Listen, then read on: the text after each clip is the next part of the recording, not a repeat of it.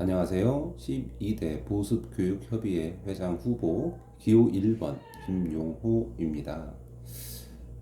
이렇게 영상을 찍게 된 거는 지난번에 보내드린 영상이 너무 짧아서 내용들을 다 전달을 못했기 때문에 이번엔 좀 길게 내용을 좀 자세하게 전달을 해드리고 싶어서 이렇게 찍게 됐습니다.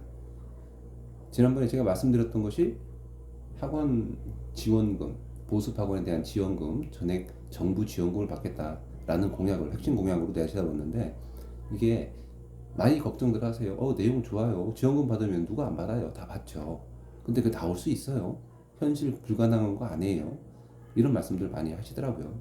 그래서 제 말씀 좀 들어보시고 이게 가능할지 불가능할지 여러분들이 좀 판단을 해보시면 될 것 같습니다. 우선 이 정부 지원금을 받게 되면 어떤 파급 효과들이 나오는지 한번 생각을 해봤습니다. 어떤 파급 효과가 나오냐면, 지금 미등원 학생들 있죠. 학생들이 전부 다 학원을 다니는 건 아니에요. 근데 이 미등원 학생들을 전부 다 학원으로 유입을 시킬 수 있어요. 부모님들의 부담이 그만큼 감소하기 때문에 이제 그런 효과가 나와서 학원이 당연히 아이들이 많아지니까 우리 경제적으로 좀 더 여유가 생기게 되겠죠. 그 다음에 이 지원금 수령을 위해서, 지원금을 누구나 받고 싶어 하잖아요. 지원금 수령을 위해서 과외방이라든지 교습소라든지 모두 보습학원으로 흡수가 될 거예요. 그리고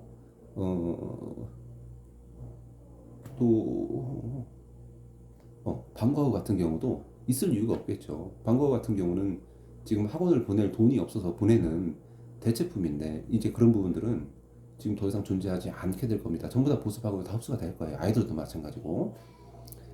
그 다음에 이거는 좀 큰 정책으로도 볼 수가 있는데, 사교육비 부담 때문에 엄마들이 너무 힘들어 하잖아요. 우리 학부모님들. 그래서 이런 부담들을 잘 알기 때문에 아이들을 낳지 않으려고 그러고, 지금 우리나라에서 가장 큰 문제가 되어 있는 저출산 문제. 예전에는 허경영이 아이를 낳으면 1억을 준다고 했죠. 모두 다 코웃음을 쳤어요. 말도 안 되는 얘기를 하고, 지금 어떻습니까? 실제로 그에 준하게 아이들한테 지원금을 주려고 하고 있어요.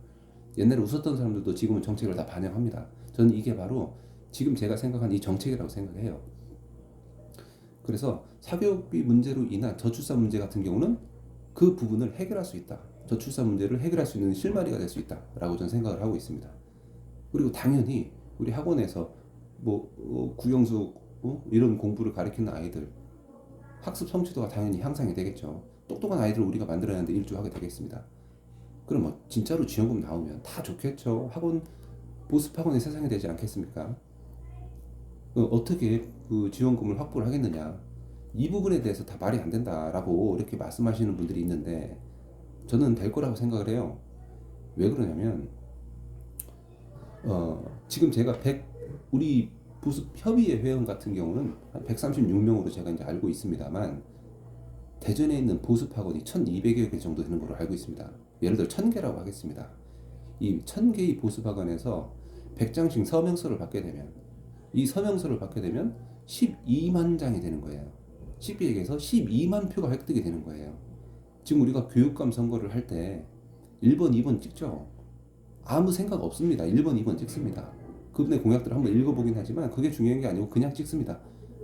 그런데 우리 아이들을 가르치는, 아이들을 키우고 있는 우리 아빠들, 엄마들한테 학원비를 전액 지원을 해준다.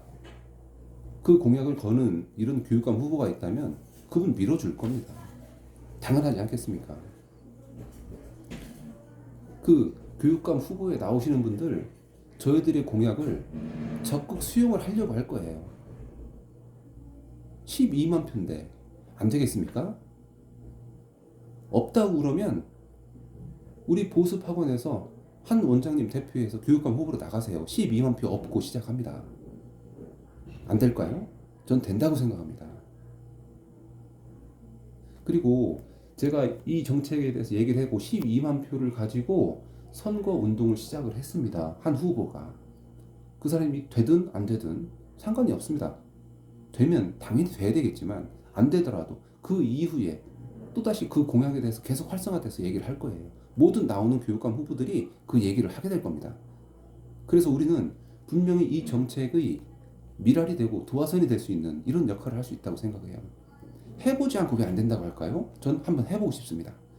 제가 보습 회장에 나오게 된 가장 중요한 이유가 바로 이거예요.